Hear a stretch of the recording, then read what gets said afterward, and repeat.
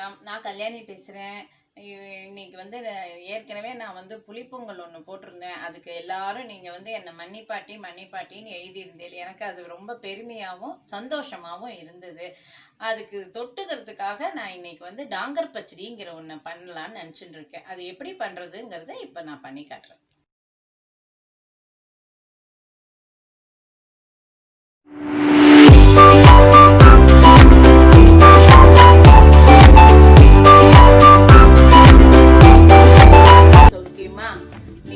Tanker பச்சடி எப்படி பண்ணுறதுன்னு பார்க்கலாம். இந்த டாங்கர் பச்சடி எனக்கு எங்கள் அம்மா சொல்லி கொடுத்தது தான். இதுக்கு தேவையான பொருள்லாம் இப்போ பார்க்கலாம். உளுத்த மாவு எப்படின்னாக்கா, உளுத்தம் பருப்பை நல்லா ஒரு கரண்டி எடுத்து நல்லா செவக்க வறுத்து மிக்சியில் போட்டு பொடி பண்ணி வச்சுக்கோங்க. அதுக்கு தேவையான அளவுக்கு உப்பு, ஒரு 4 பச்சை மிளகாவை நல்லா பொடியாக இப்படி நறுக்கி வச்சுக்கோங்க. 2 பெரிய கப்பில் தயிர் எடுத்துக்கோங்க. தேவையான அளவுக்கு கொஞ்சம் கருவேப்பிலை, 1 ஸ்பூன் கடுகு, 1 ஸ்பூன் ஜீரகம். இதை எப்படி பண்ணுறதுங்கிறத நான் சொல்லித்தரேன். பச்சடி எப்படி பண்ணுறதுன்னு சொல்கிறேன். நம்ம இந்த 2 கப்பு தயிர் எடுத்து வச்சுட்டு இருந்தோம் பார்த்தீங்களா, அதில் இந்த வறுத்து அரைச்ச உளுத்த மாவை போட்டுக்கணும். இதையும் போட்டு நல்லா கலக்கி கையால் போட்டு நல்லா கலரி வச்சுக்கோங்க.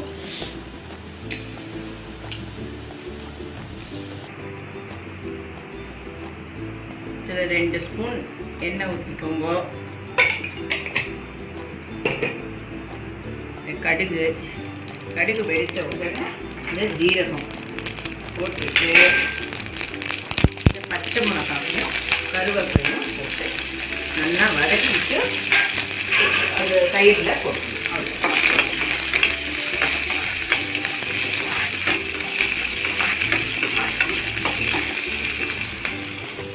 இப்போ நம்ம அந்த உப்பு, உளுத்த மாவு, தயிரில் போட்டு கலக்க வச்சுருந்தோம் பார்த்தீங்களா, அதில் இந்த கடுகு, ஜீரகம், பச்சை மிளகாவை, கருவேப்பிலையை வதக்கினோம் பார்த்தீங்களா, அதை இதில் போட்டுட்டு கலந்து விட்டுறணும். அவ்வளோதான், இந்த டாங்கர் பச்சடி ரெடி.